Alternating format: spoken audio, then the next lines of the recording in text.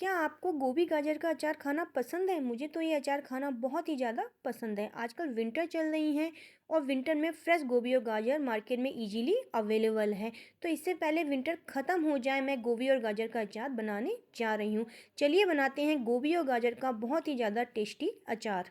गोभी गाजर का अचार बनाने के लिए सबसे पहले हम गाजर और गोभी को लेंगे। हलवे वाली जो मोटी और लंबी गाजर होती है मैंने उसका यहाँ यूज किया है।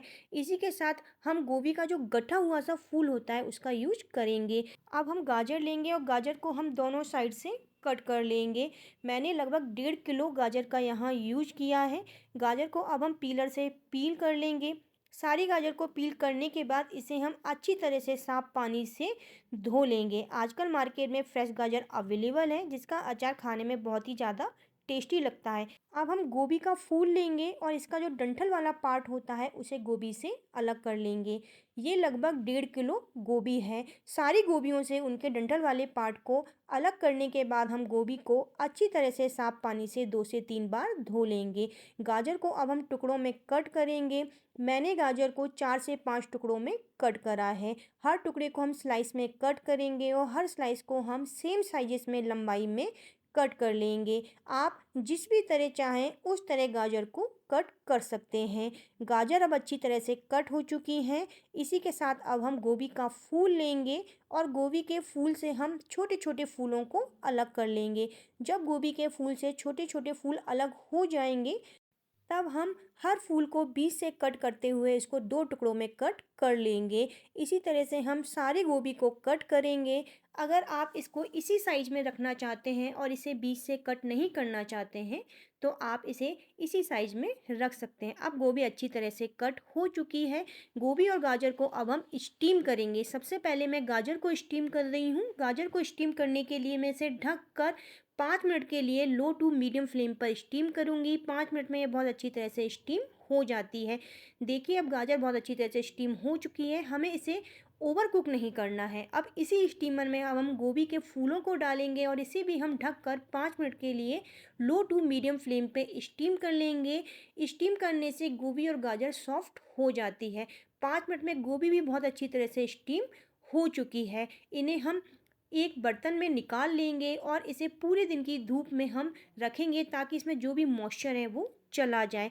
कढ़ाई में अब हम सौंफ लेंगे। मैंने मोटी सौंफ का यूज किया है। ये लगभग 100 ग्राम सौंफ है। सौंफ को हम कंटिन्यू चलाते हुए लो फ्लेम पर 1 से 2 मिनट के लिए भून लेंगे। इसे हम तब तक भूनेंगे जब तक कि इसमें से अच्छी सी खुशबू आना ना शुरू हो जाए।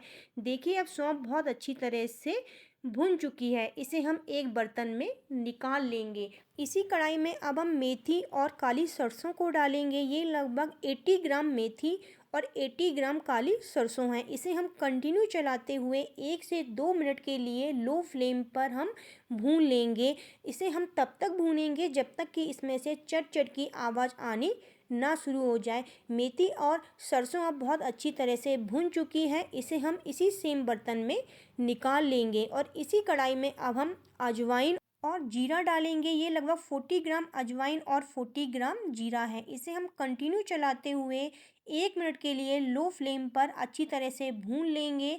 इसे भूनते समय हम ध्यान रखेंगे कि ये जले नहीं।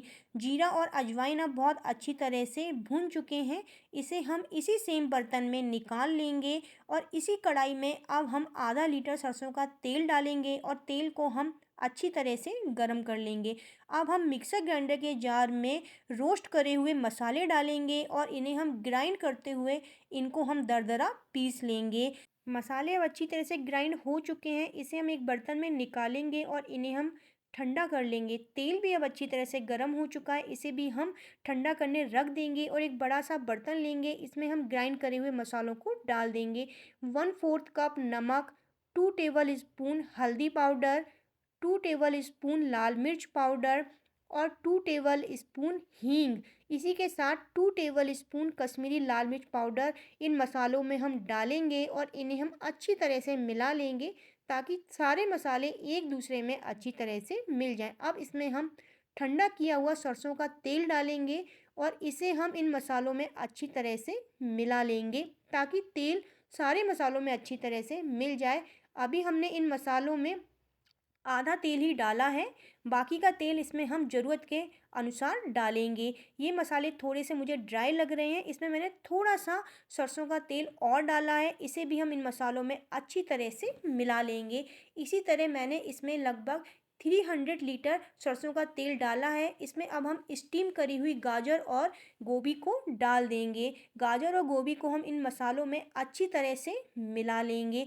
अगर आपको ऐसा लगता है कि ये मसाला थोड़ा-सा ज़्यादा है, तो आप थोड़ा-सा मसाला कम कर सकते हैं। मुझे अचार में ज़्यादा मसाला खाना पसंद है, इसीलिए मैंने सारे मसालों का इसमें यूज़ किया है। मसाले को आप टेस्ट करके देख सकते हैं। अगर आपको ऐसा लगता है कि इसमें नमक मिर्च कम है, तो आप उसकी मात्रा इसमें अपने अकॉर्डिंग कम ज़्यादा कर सकते हैं। अब मसाले गोभी और गाजर में अच्छी तरह से मिल चुके हैं।